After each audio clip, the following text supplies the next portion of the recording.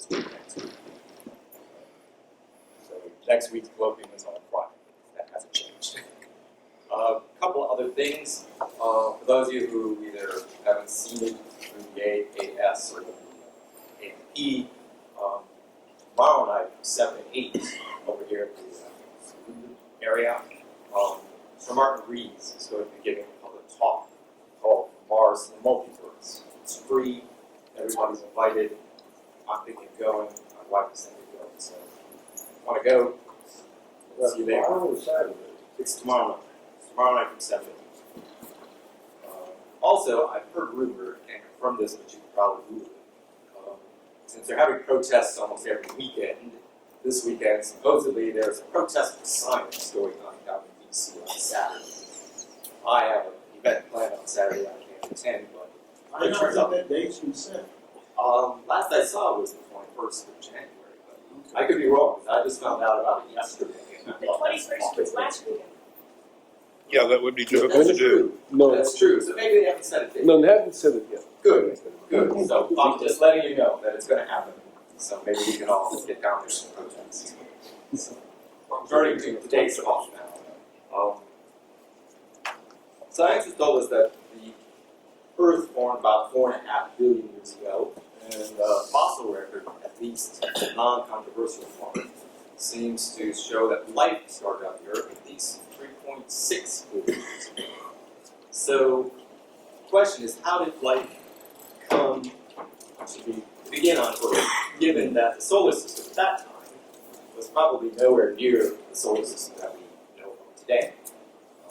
Our speaker today is going to enlighten us on what his research has shown about this, given some of the facts that we know about what the solar system was like at that time. So, Vladimir, the floor is now yours. Hello, everybody. So, thank you for inviting me to the observatory, the one of the oldest observatories in the United States. It's a great honor to speak here. And today, I'm going to talk about one of the oldest questions about how life started on Earth. And which this question is really very fundamental for our understanding our place in the universe, to understand whether life on Earth is a unique place or it's a mandatory requirement. So you can see here in yellow, it's my name and the dream team. So this project was started about a couple of years ago, and I'm an astrophysicist by background and a theoretical astrophysicist. And then a few years ago, I got involved into the solar physics. So I moved to the heliophysics division at NASA headquarters, doing work together with the stellar astrophysics and solar astrophysics, and they suddenly realized that the sun is a star. And we need to pay more attention to the sun, respect it, understand it better, if we want to really understand stars. And then recently I turned into astrobiology. So that's pretty kind of a journey from astrophysics to astrobiology.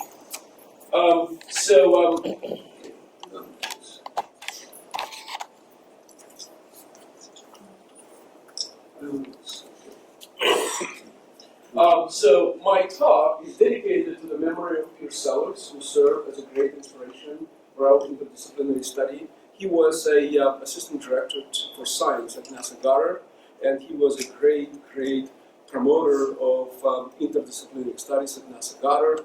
And because of him, and we now are setting an interdisciplinary office where four divisions at NASA Goddard, astrophysics, heliophysics, planetary and earth science, going to work together in order to understand how to find habitable planets in the universe.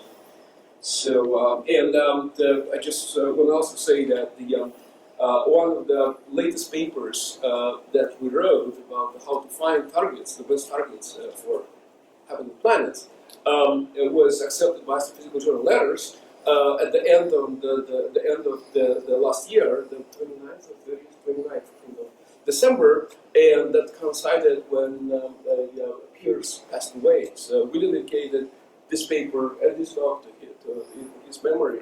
because this person was really tireless promoter and extremely optimistic person who worked those last minute.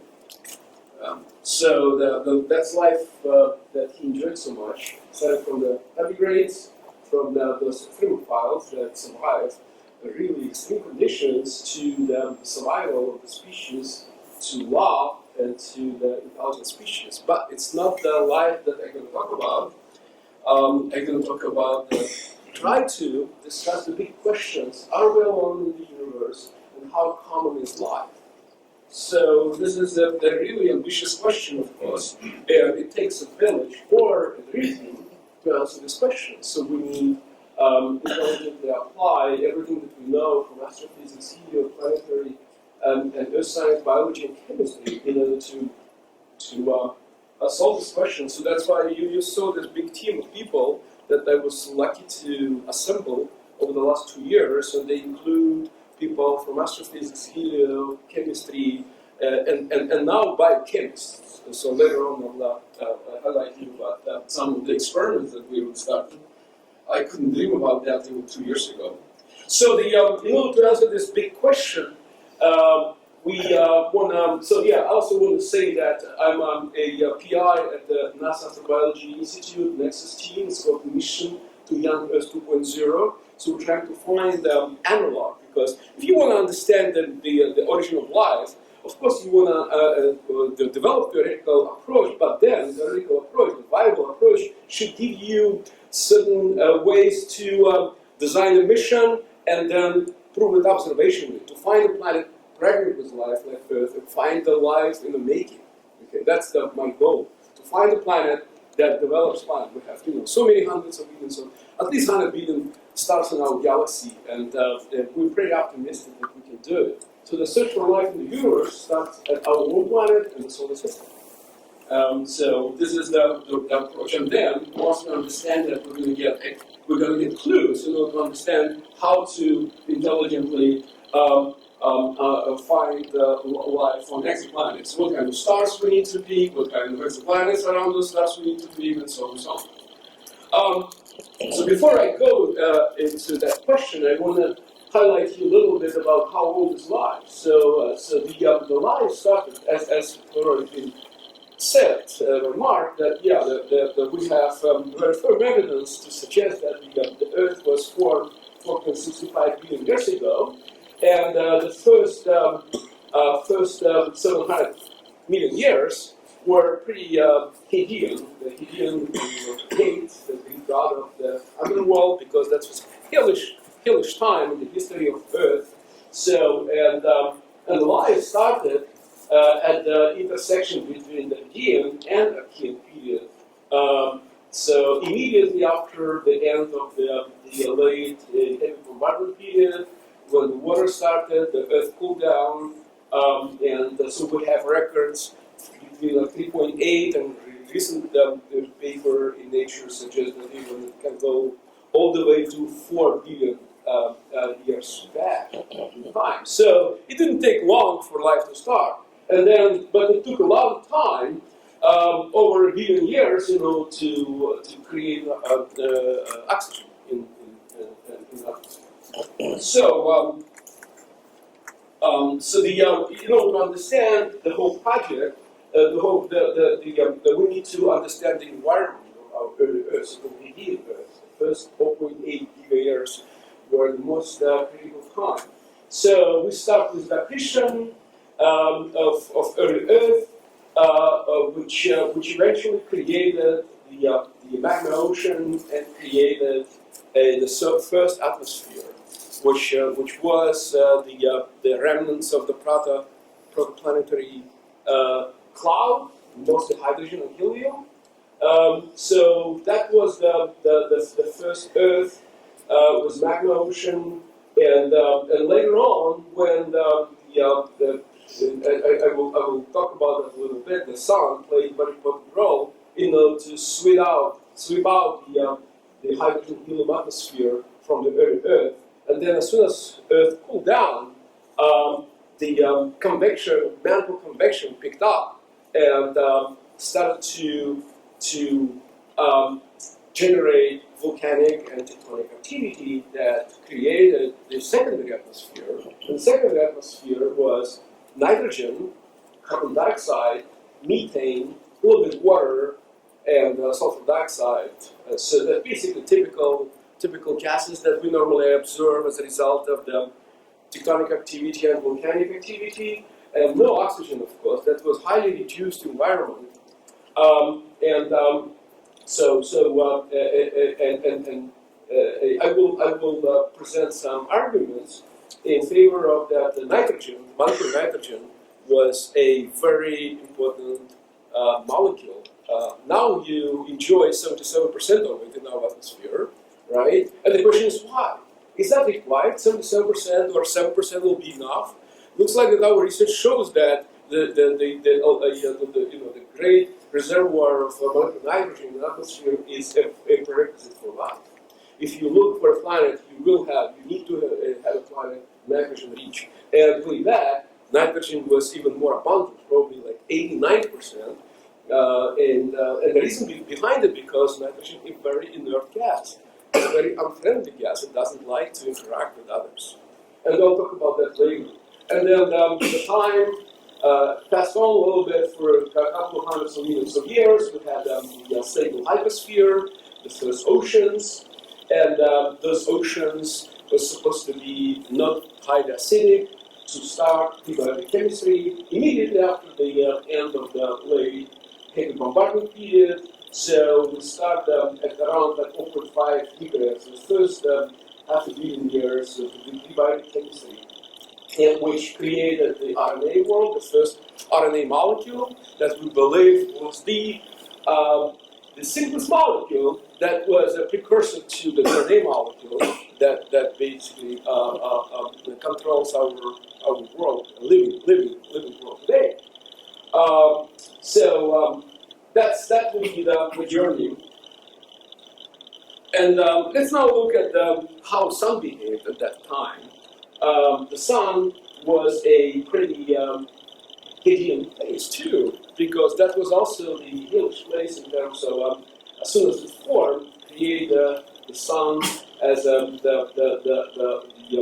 star, so-called T40 phase star, contracting with accretion from the protostar cloud into it, creating jets that we observe today. Now Hubble Space Telescopes show a lot of examples of the planetary environments with the planets in progress. So as we speak, a lot of planets have been born, and we see those young systems.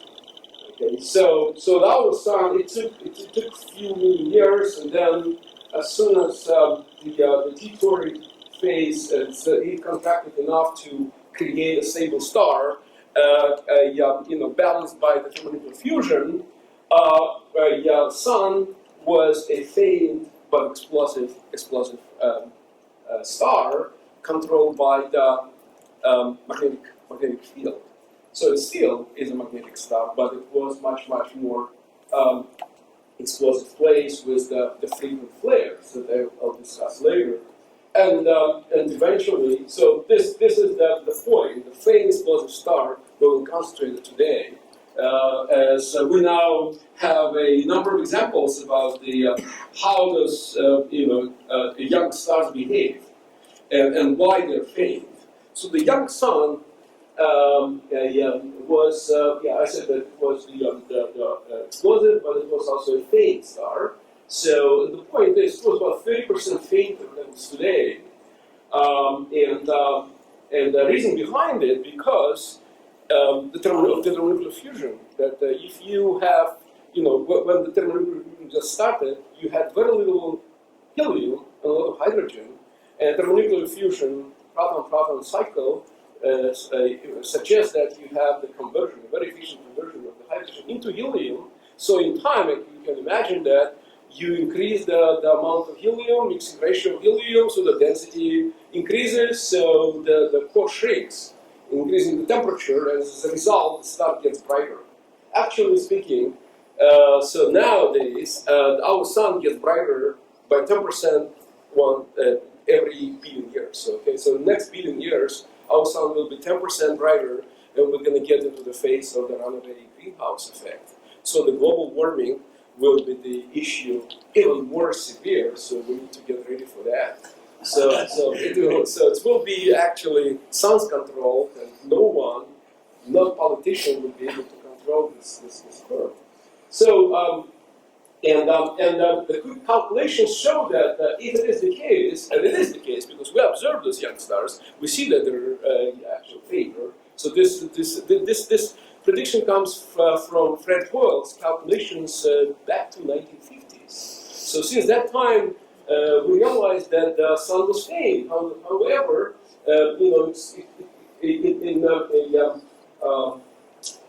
instead of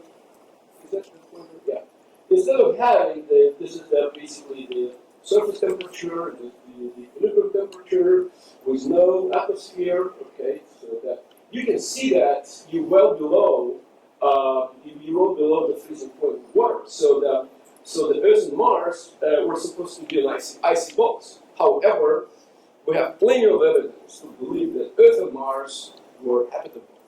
Mars had rivers, it had some oceans. And so this kind of a paradox and controversy is still unresolved. And he was trying to, the number of people since Carl Sagan were trying to resolve this issue, and but nothing worked. I'll talk about that a little bit later. So the young sun was also an X-ray star. So the recent study of my colleagues from University of Vienna, it's the recent paper 2015, suggests that contrary to our popular belief, when you look at the clusters of stars, the stars form in clusters. If you look at individual stars and study X-rays and study rotation rates, you see that even though they start together, stars born in families as a cluster. They all have the same age. However, they're born with different spinning rate. Okay, so rotation rate is given at the birth. So it's distribution of angular momentum is distributed somehow. Right? So therefore, you have basically two ways. You have if the star has a higher spin rate, the higher spin rate controls the much more efficient generation magnetic field that eventually gets reconnected and creates more X-ray emission. And some of them at the lower bound, and they create much less. So basically you have for the star of the same age, you can see, over 1 order of magnitude a range in X-ray luminosities, which is extremely important for the environments of planets around them. We probably we're pretty lucky because our current simulations suggest that we probably were somewhere here. Our sun, got not a lot of angular momentum to be a pretty, relatively quiet stars compared to its relatives in the cluster form. But eventually, as they spin down, you see that around 1 billion years, they all get to the same X-ray luminosity regime. Also we know that our young sun was a spotted star, and so today it shows spots, but way back 4 billion years ago, it had those big spots, mostly polar spots, and those spots would cover at least 10-15% of the surface, and those spots are concentration of magnetic field generated in the convection zone with alpha megadynamo emerging up into the atmosphere, creating this beautiful corona that we observe today, but that was much more extended and much less. So the recent study, European group, so-called BCOOL team, and it's the University of St. Andrews and Geneva, they studied 155 stars and measure magnetic field using Zeeman method to derive direct measurements of magnetic field using Zeeman's thing. And they measure magnetic field for stars at different ages. Since we have certain indicators of age, the X-ray luminosity, that's one thing, metallicity, that's another thing, the rotation rate, the third indicator, the calcium 2 HFK, the indicator of the chromospheric activity, the fourth indicator. So we have a number of constraints to say that, how young the star is. And so you can see that we're talking about this logarithmic scale, we're talking about 10 million years old star, all the way to, about 9 billion years old star. And you can see that, we talk about 3 orders of magnitude, and you can see that as star spins down, it loses angular momentum, and magnetic field gets weaker and weaker, so does the activity of the star. So we can, and so those measurements suggest that we're talking about, now our sun, the average field is about 2 Gausses, but it used to be, a few tenths of Gausses at least. So that makes a big difference.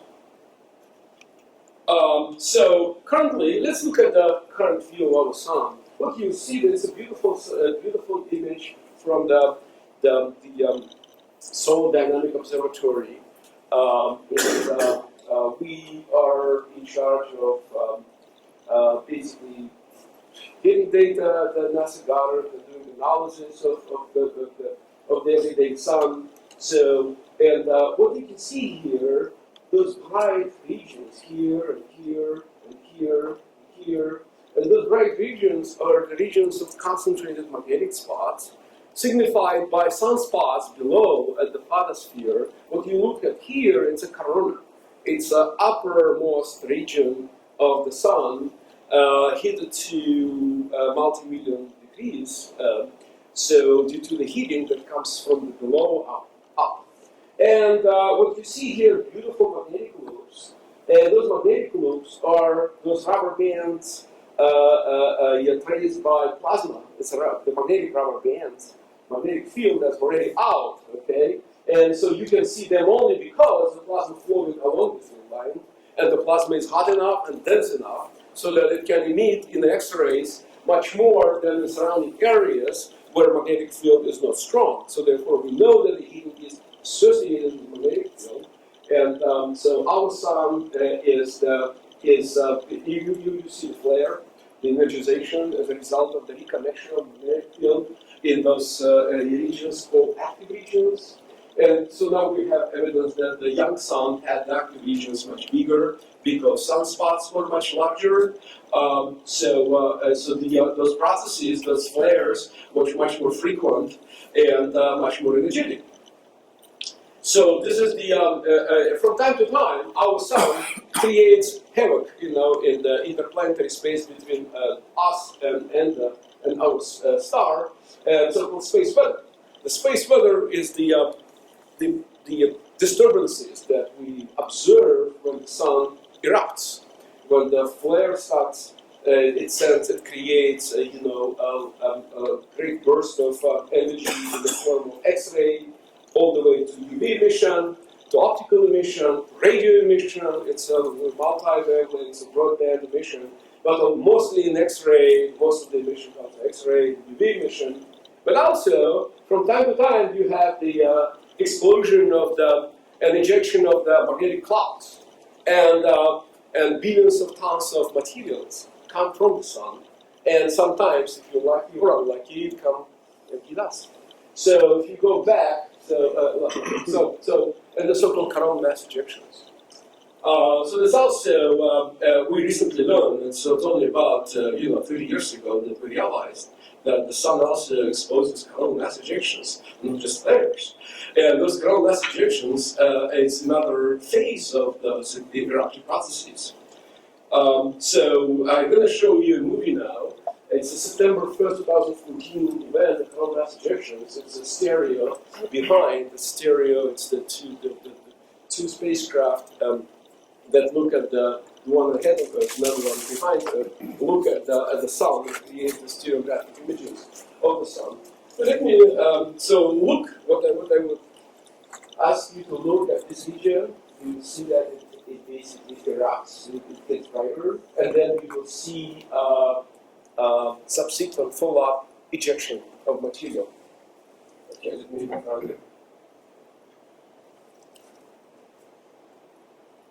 see that it erupts, and then the big cloud gets ejected into the space.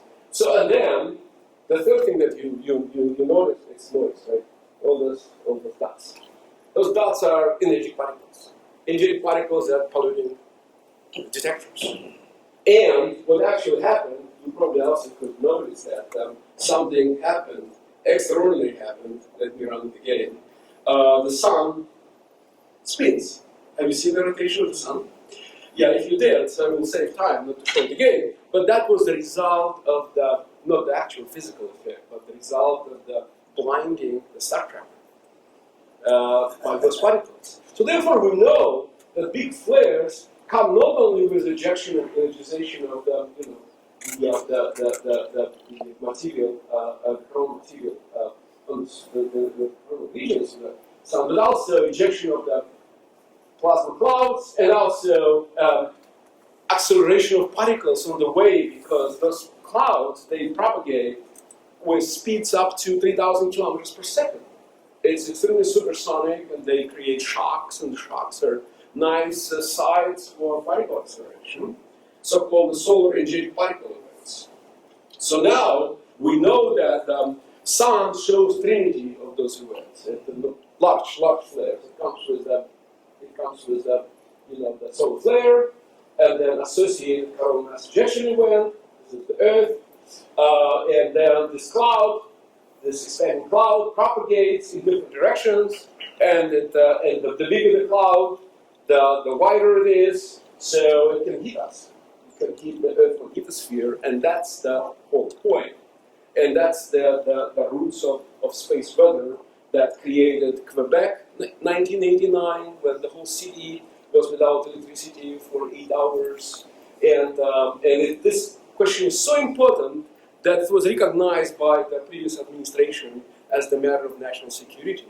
Because we know that the event of 1859 observed observed all over the planet, actually, created northern light, or aurora borealis, observed in Miami, and it induced strong current. That at that time, telegraph was only discovered and invented, and the guy who worked on the telegraph, he was shocked by the induced current, and he died. So they didn't understand what happened. But that's what happened. This is the sunspots, the conglomeration of sunspots that created unusually large flares, and we now know that our sun is capable of creating those monster flares, and that was one of them. And now we know that this kind of flares have energy a few times bigger than the largest solar flare observed during this, the cosmic era. It's actually this old slide that I created about a year ago. The current division is 1 per 100 years, not 300 years, and it might be even more frequent, because we had a flare in 2012, successive coronal mass ejection events that we were lucky enough to miss. It missed us, and we have the recent number of papers from independent groups suggest that the observational parameters of the coronal mass ejections were not less energetic than this. So what it would tell us, that if something like that would hit us today, our world economy will be damaged by at least $1 to $2 trillion. This is really a matter of national security for the United States. So that's why space weather was recognized as one important thing which might be more damaging than any hurricane. So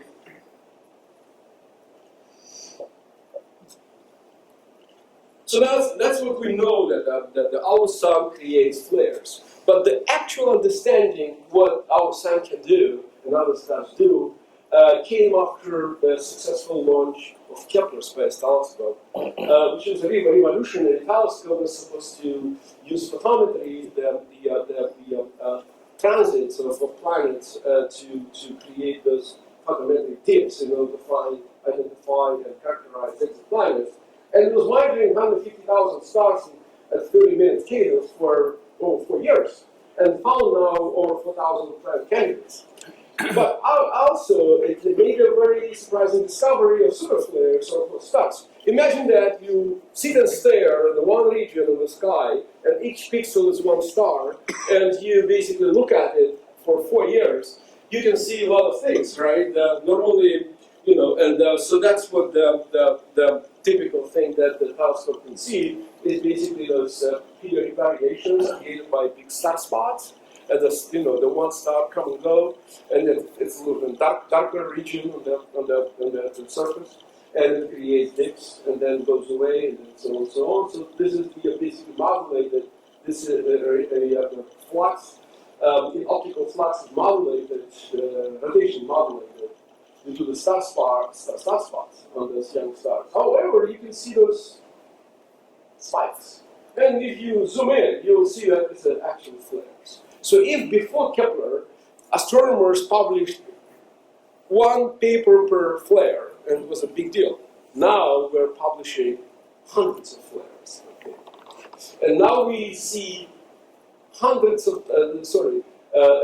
thousands of flares on about 350, 400 stars. And so we have a pretty good idea about the super flares, so-called the flares with the energy greater than the Carrington event that I talked about. They are a normal thing on young stars, and they normally distribute it as a differential distribution with energy minus 2. So the point is that we realized after by looking at those observations is that the rate of the frequency of occurrence of those events at that energy 534, which is about like 50 times, well, actually not. It's 10 to the 32, 500 times more energetic than our sun normally shows today.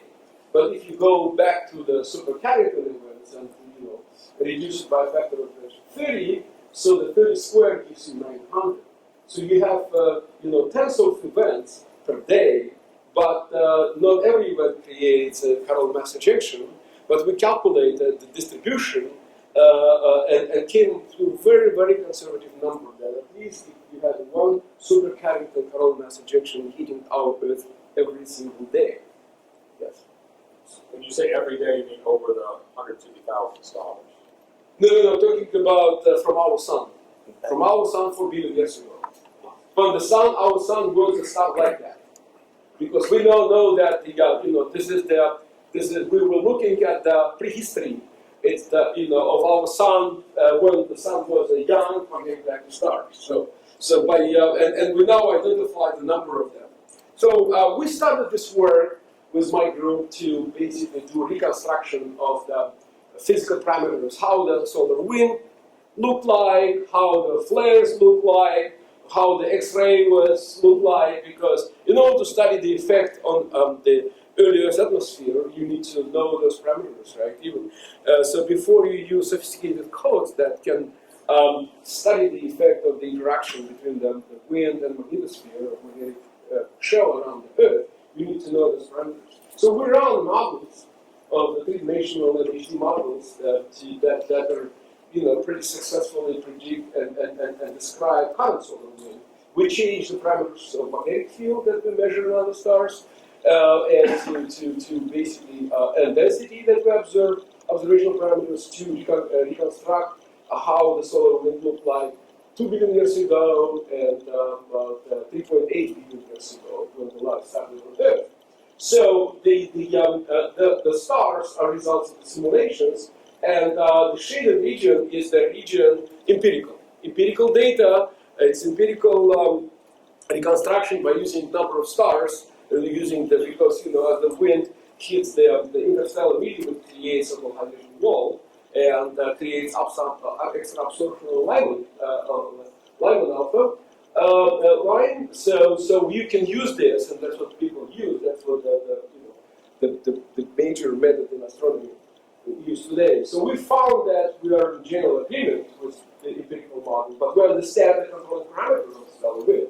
So it was faster, denser, and hotter. So also what we did recently, this is the paper, will be published on February 6th, and we will have the press release at NASA headquarters this following Monday. So where we show that this is the yellow is the X-ray flux from 1.5 angstrom all the way to Lyman alpha, and then if you take X5 flare, one of the biggest flares on the sun, and just overlap, okay, and this is the top of the atmosphere at 1 AU. So you will see that there is a overlapping and even at some point, but this yellow is so-called quiescent flux. It's flux with no flares from the young stars like resembling our sun 4 billion years ago. And you can see that blue basically even a little bit below that, but it also coincides with the shape and the flux, especially in X-rays. So that tells us that probably young sun was also independently, that's another evidence that our young sun was the site of energetic flares. But another thing that I decided to do, I asked my colleagues who had data, Hubble Space Telescope and multi-telescope data from red giant stars, and you probably hear every day, right, that, they found another habitable planet around red giant stars, or Proxima b, and we'll talk about Proxima b also today. I said, okay, let me see that, what the flux looks like. Okay, from a typical, quiet, average red dwarf star, which is a cool star that is about twice cooler than our sun, much less luminous, much more massive, less massive, less luminous, and cooler. And dimmer. But they contribute 77% of stars in our galaxy. Okay, that's most numerous.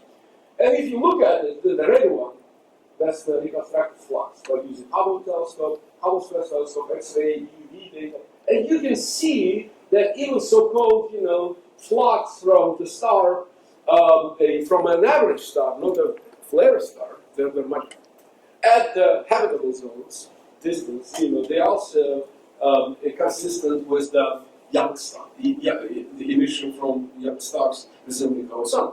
So once we realized that, we decided to use the full power of three-dimensional MHD simulations in order to understand what this will do.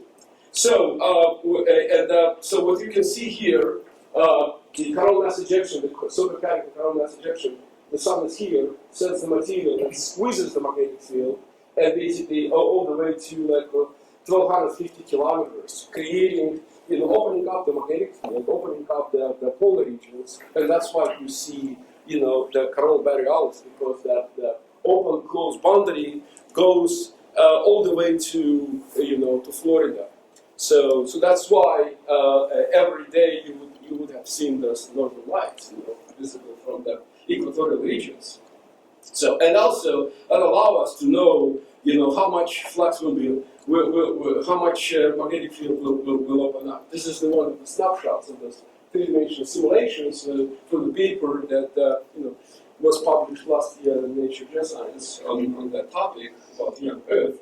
So now the young Earth was a place, hellish place. It was also, the place with the volcanic activity, tectonic activity, but also, as I said, the frequent flux, frequent energetic flux coming from the sun. And one flux is the solar energetic particles, protons specifically. Okay, and every proton of high energy, we're talking about giga-electron volts, as it basically the passes through the atmosphere, it creates cascade of particles. And that's exactly what you see here, showers. There's white showers that then interact with the atmosphere.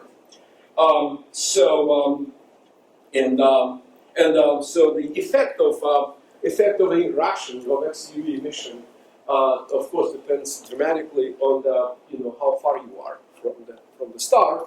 We are pretty good. We are 1 AU, but other planets are not that fortunate.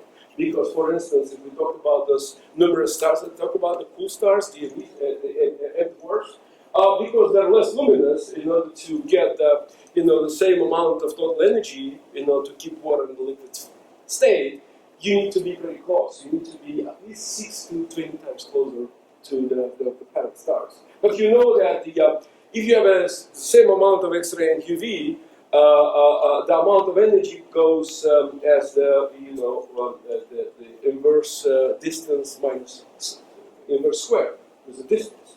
So the 10 times closer, you get 100 times more flux. Okay? And so that makes a big difference what those planets can receive and how their atmospheres will respond. And that's what basically the paper is all about. We did a series of calculations to study the effects like Proxima b, and that's what you see here, that you do the X-ray, you do the photoionization. You do photoionization induced by X-ray emission. Photoelectrons go up, and because they're lighter, they go up and they overrun ions. And it creates the charge separation. The charge separation creates electric field. This electric field, it's specified here in blue. Basically, it drags ions of oxygen and nitrogen out. So therefore, we found that it can be a few thousands of kilograms per second, basically contributing a few millions of tons per year. So that basically can evacuate an atmosphere within a few tens of millions of years. But if your planet is healthy enough to cope with it and produce outgassing due to the volcanic and tectonic activity, you can cope with it. However, when the flux is too high, then nothing will help. So your planet will be lifeless because of the low atmospheric pressure. Okay, so now how the proton energization works. So you have the proton hits a molecule, which is the N2 or O2. Let's say the N2, the most abundant one, which is the It's a two atoms of nitrogen, held together by chemical bonds, about 10 electron volts. So this proton creates circulating electrons. Circulating electron creates the cascade of particles, then ionization, dissociation, excitation. So you have the whole process all the way down to the surface. And and different protons of different energies, of course, they got stopped at different heights above the ground. And why it's important because, and now we're going back why, we have 77% of molecular nitrogen. That's because it has triple bonds. Triple bonds, 10 electron volt per molecule, okay? In order to split it, you either need energy of several tens of thousands of kelvins, it's a huge thermal shock, or you need a lightning discharge, or you need energetic particles. That's all or UV emission with the wavelengths at less than 1,000 angstroms, 100 nanometers. So this is how to break it, because the oxygen is much easier to break. You need twice less energy. That's just one thing about oxygen. So it's very, very unfriendly. It's very, very hard to break, but that's why you have it a lot. So what we did, we applied, after we did the simulation, MHD simulation, I worked with chemists, and that's the first time that I learned chemistry after high school, honestly, to go through the number of reactions, about 18 reactions, to break nitrogen and carbon dioxide and the methane and water vapor into pieces, creating NO, nitric oxide, NH, CH, all those pieces that then combine to create two major gases. The one that's nitrous oxide, or laughing gas. The laughing gas that you're familiar when you go to a doctor, and this is euphoric gas that that during surgeries they will give you to have to relieve your pain. So it has euphoric effects. Okay. But it's also a very good greenhouse gas. It's a linear molecule. And also the second gas, as a result of all these reactions, and you see that NO is a central molecule, and creates the HCl, the HCl hydrogen cyanide. It's a poisonous gas. And which we produced. And then when we got this, I realized, wow, I know that for like almost 100 years by chemists, when they talk about life, the first molecule they talk about is hydrogen cyanide. And then that's what I knew from the popular literature. And then I started to dig in. And as soon as I published this paper, I was contacted by biochemists who basically expanded my horizons dramatically and suggested collaborative efforts, to take it to the next level. So, but that's what it is. So basically, let me show you the movie. Basically you have this, eruption from the sun that creates coronal mass ejection, and this coronal mass ejection in the form of clouds basically hits the Earth every single day, squeezes it, basically opens up the magnetic field lines, the polar region becomes very extended, and the particles penetrate in, creating very extended aurora. So specifically those, the protons and the associated cascade of electrons, they break molecules of air, nitrogen, mountain nitrogen, carbon dioxide, a little bit methane, and create those, N2O molecules and HCl molecules. So those two things. And we realized that, we have two outstanding problems in the past. The first one is the problem of the, so the N2O, as I said, is a very potent gas. Now that we have, 1,000 times less, N2O in our atmosphere, which is created by biological processes, but nevertheless, it contributes 6% of global warming. And so that's why climate scientists monitor N2O in the atmosphere. However, in the past, as I said, due to these abiotic processes, you can create much more efficiently, and we're now working on it to show that with even about the 10 parts per million N2O, you can resolve the Feynman-Tropsch paradox for Mars and for Earth, especially given that N2O is actually also being destroyed by UV emission that's being shielded by SO2 and H2S, but around 240 nanometers. So that's the first thing, is that we offer a solution for the Feynman-Tropsch paradox and explain how those processes help to keep the Earth warm, okay, and keep water in the liquid phase. At the same time, it basically created HCl, and HCl can basically get into water and create formamide. That I will talk about that. And the formamide is the first prerequisite molecule that we need to create simple sugars, all the way to RNA molecule. So this is the whole pathway that you start with XUV emission with sodium particle events. You break those molecules, you create dissociation, ionization, you create those pieces, and then those pieces create nitrous oxide, hydrogen cyanide. This is the greenhouse gas. This is the biomolecule, precursor biomolecule. This is also precursor biomolecule, acetonitrile, and formaldehyde, also another molecule that is related. Those three molecules are extremely important. As soon as they get into water, they create formamide. Okay, the formamide and then irradiated by, and that's experiments show. The last year paper publication in National Academy of Sciences showed that if you irradiate formamide, this molecule with protons, you get cytosine, guanine, adenine, and uracil nucleotides. You get those building blocks of RNA and DNA molecules. So, and then you add phosphate, you add boron, you create nucleotides. And then from here, the biochemists recently showed that you can create this oligomers. Oligomers means that there's pieces of number of those biomolecules, they get together creating chains of molecules. And eventually, ribozymes.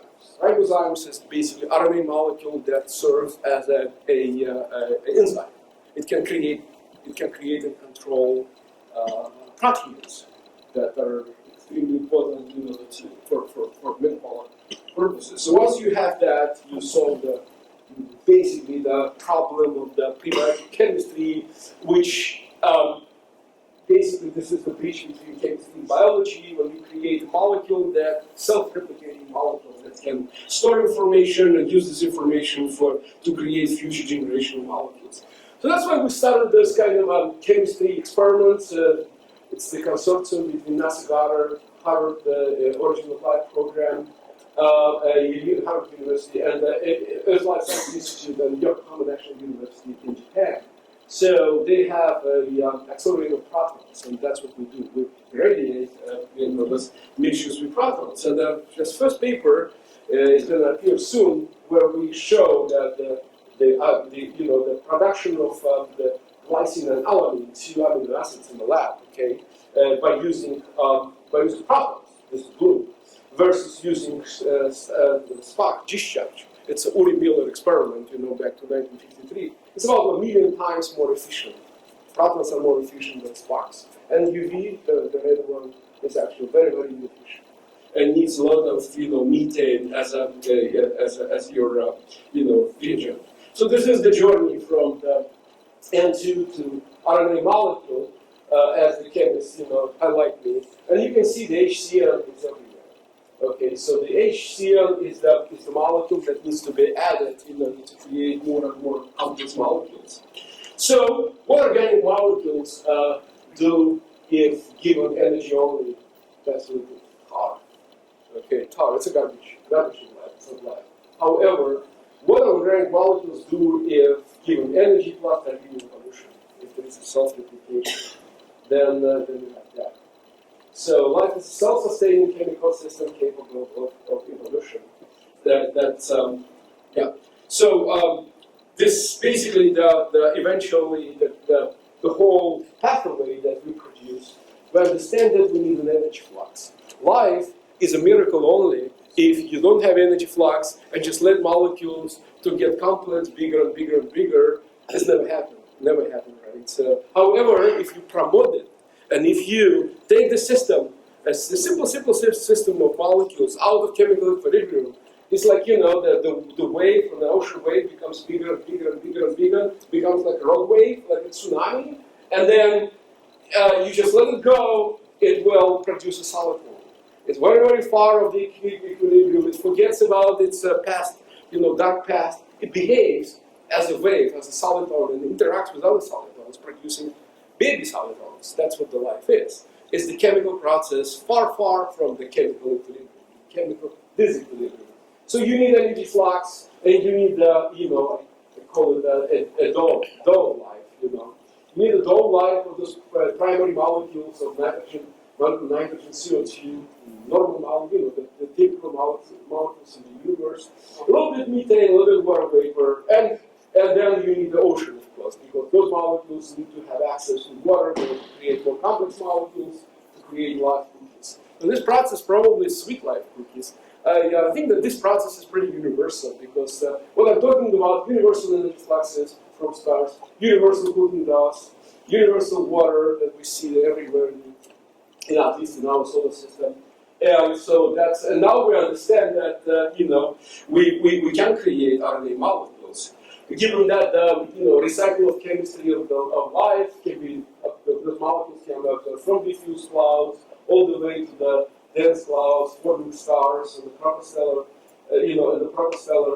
clouds, forming young stars, and then forming planets around it and life, and then basically dissolving in the planetary nebulae, and then the process starts again. So the last thing I want to say about how to become a star parent, what we learn from it. It has a long life expectancy, so the star needs to have a stable environment, but it's actually luminous enough that so the planet doesn't have to be close to it, because it needs to have some exposure to the energy fluxes, as I said. However, if the energy fluxes are too high, it will turn too bad. So it will create atmospheric holes. It should have high metallicity, because we are high metallistic creatures. We have carbon, we have nitrogen, and that's a result of the several generations of the supernova to create those materials, and iron and boron, and because those metals are catalysts. And then special constraints of the binary system, so the star should be a single parent. Single parent is always better than the full family. And the child planet needs to be needs an emotionally stable parent. When the parent is cold, it's bad.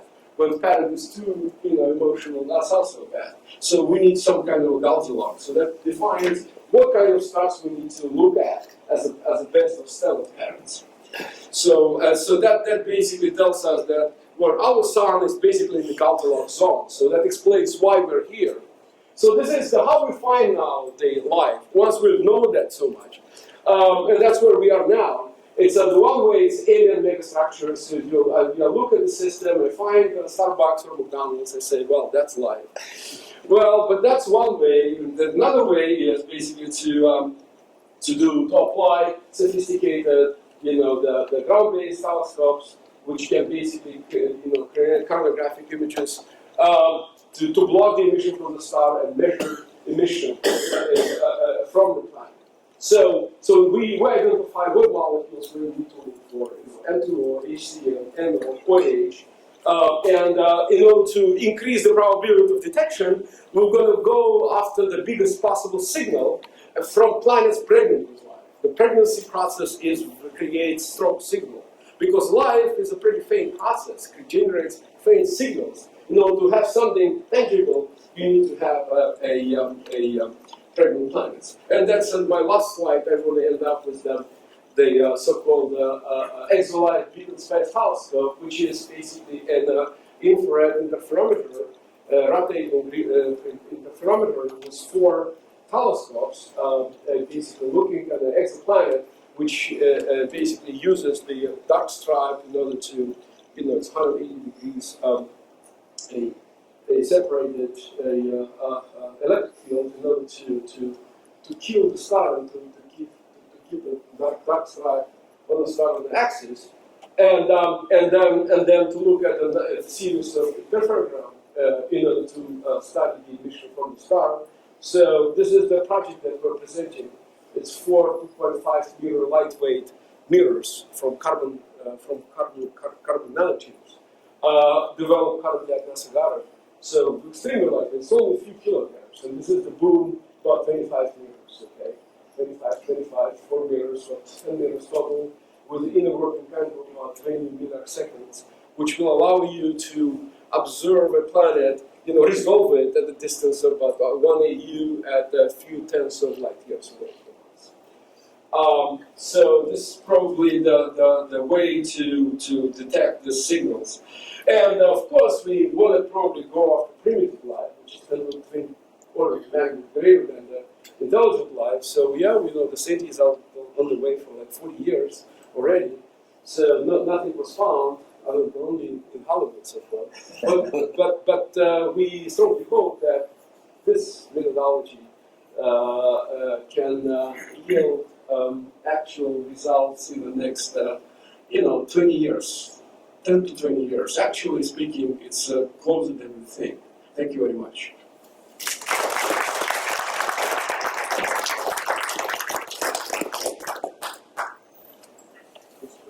So when you talk about these protons, are these like 50 keV protons? Okay, so we're talking about protons. Yeah, I because the generality of this talk, I skipped this slide that I have. Actually, what happens is protons are being generated in the wide spectrum of energies. It goes from the fraction of megaelectron volt all the way to a few gigaelectron volts. So depending on the energy, the protons with energy about 1 megaelectron volt, they get stuck at the distance about 85 kilometers above the ground. The protons with energy about 10 megaelectron volts, they go all the way to 75 kilometers. 100 megaelectron volts, they go all the way to about 30 kilometers. 1 gigaelectron volts go all the way to 3 kilometers above the ground. And that's basically our, the model utilizes those protons that a few hundred megaelectron volts that reach the region of the troposphere. That's where the weather happens. Those are high energies from the star. Right. That's from this extended shock waves generated by coronal ejections. Yeah. Some of them come from the star, but some of them come from this, rapidly propagating, expanding coronal ejection that I showed you. Yeah, and so they generate the extended shock waves. And the shock waves are size of particle acceleration right near the Earth, in environment. Some of them come from 2 sources. And those we characterize pretty well, because every time we have a big flare, we see the burst. And during bigger So we see the enhancements of neutron production, at Earth. You have neutron detection, detectors, ground detectors, so called the ground level enhancement, GLE ones, that come normally with a big flare. So they tell us that those particles go all the way to the ground. But you actually don't have, and of course, the higher the energy, the less particles you have. So the idea is that you don't need that super high energy. You need some high energy that can generate those, cascade of electrons a few kilometers above, at least up to like 10, 15 kilometers. That's where the weather, at the ceiling of the, passenger jet, where you really have turbulent weather, you have clouds, you have water. Because all you need, not just those molecules will do nothing, like interstellar clouds, if you don't have access to water.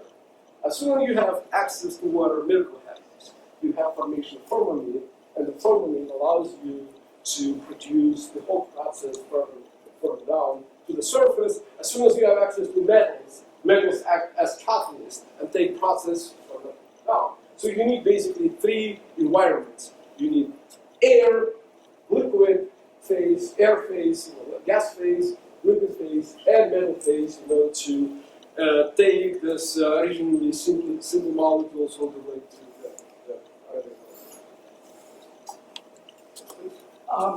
One missing piece seems to be your models for the evolution of the Earth's magnetic field. Mhm. The Earth spinning down, hotter, how did you deal with that? Oh, you mean it's a number of groups, and I recently attended a conference called Living Around Active Stars. That was a meeting in Brazil where people who study exactly that, the generation of and emergence of magnetic field, from active stars. How the interaction between the rotation. The rotation generates first you have the colloidal field from the interstellar magnetic field. No, I'm talking about the Earth's magnetic field. Earth magnetic field. Yeah. Oh, Earth magnetic field. Okay, thanks. Yeah, Earth magnetic field. That's a good question. Thanks. I didn't say anything about it. But the point is that when the Earth was hot, the thermal convection didn't work. So for the Earth magnetic field to occur, you need to have combination of the rotation, which is always there, but rotation doesn't do alone anything. So you need to take this field up. For that you need mantle convection. For mantle convection, when it's too hot, it's bad. So it took some time for Earth to cool down, and that's why the actual measurements of the ancient rocks, at least 3.5 billion years old, made by my collaborator John Luna from Rochester, suggest that he measured the residual the magnetization. He found that the magnetization of those rocks are 1/4 of the current magnetic field. That means that Earth came with no magnetic field because of the lack of the convection, all the way building magnetic field to the current level, and we went through the phase of the intermediate field. So the simulation that I showed you suggested the strongest field, which basically tells you the most conservative. Of course, the weaker the field, the stronger the squeeze of the magnetosphere, the more particles can penetrate, the more efficiently it can penetrate. That's the story of magnetic field. Does the formation of the moon come into this? No. The formation of the moon was the one of the quickest blips in the history of Earth, when the Earth has the primary atmosphere. So everything goes later on. That's the first 100 million years already. Yeah. So when you're talking about the Kepler things, you talked about the super flares. So are there super flares seen in the stars which have edge-on planets, or it's just some stars that Kepler is looking at? There's a reason why I'm asking this question. And are they just? I'm just wondering. So are they the same stars on which you see edge-on planets, sunlight? Yeah. So that. Yes. So okay. Right. So we observe super flares in stellar systems with exoplanets. Yes. So we have many super flares that have planets and show signatures of super flares. And so now we're going after the second signature of superflare. It's the supercoronal mass ejections. So coronal mass ejections produce also tangible signal that can be observed in radio. But because this process is very fast and looks like that the frequency is pretty low, we're talking about less than 10 megahertz, which is the use of the ionospheric cutoff cannot go. So we need to build an ultra low frequency observatory in the moon or something to detect it. So, let me ask you the question that I was going to ask based on that. So I remember, I forget whose talk it was, but I remember hearing a talk which said people looked at the meteorites, Yeah. and if you look at the records and you can see the annealing or some such thing, which says that they've been bombarded with X-rays early in the history of the solar system. Yes. And if you look at that X-ray tells you that the Earth should not have much of an atmosphere at all, and people work on various models on shielding. So that's the only way that you can basically retain an atmosphere. And I'm wondering if that is the case, you pretty much have free parameters on how much X-rays impinging the atmosphere. I mean, So that's the exactly the article that discusses it. With you will see the press release by NASA of our paper on February 6th at 9 a.m. The paper will, in Astrophysical Journal Letters, discusses the series of models that show that how much X-rays and UV emission you need in order to evacuate the atmosphere in an efficient way. Otherwise, for our Earth, we find that the flux was about 10 times of the current, X-ray flux coming from the sun, as it is today. So it is actually like a marginal case that if if Earth produces them, the outgassing, then the escape can be balanced by the outgassing. That's the case of our Earth. I'd like to follow your argument in the following sense. You're asking for a proton flux Right. from the sun. That's basically your flare source. It's your accelerator. Yeah. You're asking that proton flux provide a sort of constant input into two molecules, your nitrogen oxide and your CH, Carbon dioxide. cyanide. Oh, that's cyanide is basically products. So, what, in thinking of that as an accelerator, have you done the calculation that says what is the constant flux of protons in, and what is the rate of production that leads to the chain reaction required? The point being that with this Earth, with these super flares, they are not constantly super flaring, so that you're having a sort of erratic input. If you take that into account, what is the net average input that you require to create the molecules in sufficient detail for these reactions to be self-sustaining? Do you see what I'm getting at? You have an Absolutely, yeah. extraordinarily complex Yes. system that was Yes. designed there. So I need an engine. I need an engine with a constant input source to provide that. So what is it? So again, if you remember from the early in my presentation when I was talking about coronal mass ejection, the frequency of super flares and that create those superconducting events, coronal mass ejection events. Yes. And I came to the very conservative number, like one event per day hitting the Earth. But you have to remember that when we observe those large events on Earth, and I forgot to mention, the average duration of each event is 2 to 3 days. So you have one day hitting and passing through the whole magnetospheric system, it takes 2 to 3 days. And then you have another successful event coming. And each event produces, the one event opens up the field, another event basically allows particles to penetrate in. So you have the constant factory of production of But what black is the average rate of this? In other words, if I were to ask you, what is the average rate of production of your molecules as a function of time? If I were to look at a graph. Oh, you need to do it for at least 100 million years. When the sun was really, the young sun created a window of opportunity because for a couple of hundreds of millions of years, the sun was really well, Earth was cool enough, but the sun was active yet enough to deliver energy fluxes required in order to efficiently produce those product molecules that will cool down. So now I'd like to take you a bit further out into the solar system. I'm going to take you to Saturn, and one of the moons of Saturn, Enceladus, Right. which I'm taking you that far out instead of Jupiter and Europa, both of which are ice-covered planets, moons, both of which now, from the measurements, show the existence of sub-ice water. In other words, the moons are totally covered with water. Right. With the great interest now at NASA of sending at least something to Europa as a probe of life within that planet. Now we're way, way far out compared to the Earth. The proton flux is significantly down. It's not clear to me what kind of atmosphere is there.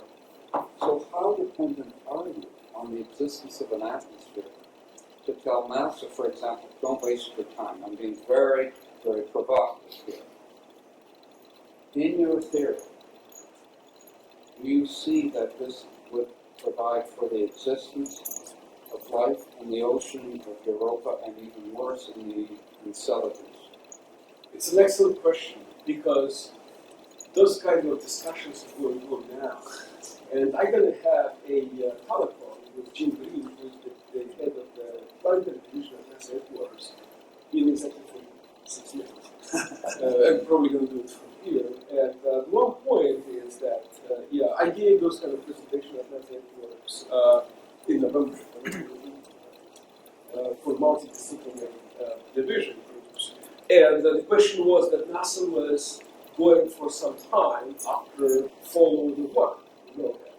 Water is life. Well, in this scenario, water is energy. Life is expensive. It's energy expensive. It needs a lot of energy fluxes. Therefore, we need to evaluate how much energy fluxes are available at that far, at the Jupiter system and the Saturn system. Let's say the Titan, has nitrogen atmosphere. It has 95% of nitrogen, molecular nitrogen, that we have. So that tells us that Pluto has a lot of nitrogen. Even after this extremely efficient atmospheric loss, Mars has 2.5% of molecular nitrogen. Nitrogen is the ubiquitous gas, and we know how to make it happen.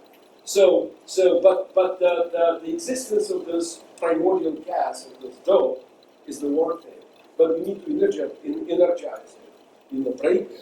So my opinion, and so far, is that those worlds, and we know the coronal mass ejections as they propagate outward, they slow down and they create much less efficiently energy particles. So that means that it's not clear what's the threshold in production of the energy fluxes that will be required to form molecules or the concentration. So the experiments will do, and further theoretical models will provide clues. But in my opinion, they probably not enough. But again, it's very cautious. But energy sources become suddenly a question, a highlight, not just one, which is just a universal solvent. Probably worth pointing out here that Europa is bombarded with 10 keV, 100 keV electrons and protons from Jupiter, not from the Sun, all the time. Yeah, but see that again, the bombardment is a good thing. However, you have to create other things, the HCl, and then you have to mix it with water, with liquid water. If you have ice, you need to create, and this water should be available in the atmosphere, like in terms of water vapor, rain, or surface water. The planet differentiated. So at one point there was water on the surface, not ice. Well, again, it's hard to at some probably very, very short time when the moon just when the internal heat was high enough, because the planet and the moon was so far away from the sun, the solar energy is not enough. For Earth, that's a different story with the efficient greenhouse gas. and distance from the sun, you can make it happen that the sun can create conditions for temperature above freezing point. But for those, no way. But Jupiter was also hot during the Yeah, but still, that was a very, very short time period of time, maybe millions of years. I don't know, for life, probably we need hundreds of years. We don't need billions, that's for sure. So now it's maybe 100 million or 200 million that we need in order to go from pre-biochemistry all the way to We had a book that said special constraints for binary stars. Right. Can you talk about that? Yeah, special constraints to binary stars, and is that specifically they were planted in the binary stars, then the orbit becomes orbital parameters of the system is unstable, and they're oscillating, and they're changing, which actually suggests that your system can go from completely frozen, so the so-called it can go out of the habitable zone into the habitable zone. Life doesn't like it. Life likes stable conditions. To have liquid water, again, we go into liquid water in order to dissolve the stable. Even though you have energy flux, you have the primary constituents in order to make pre-bite molecules, but you don't have liquid water in order to dissolve it. That's kind of little sensitive too. Let's thank the speaker again. As you mentioned, the schedule is rather tight. We are going to do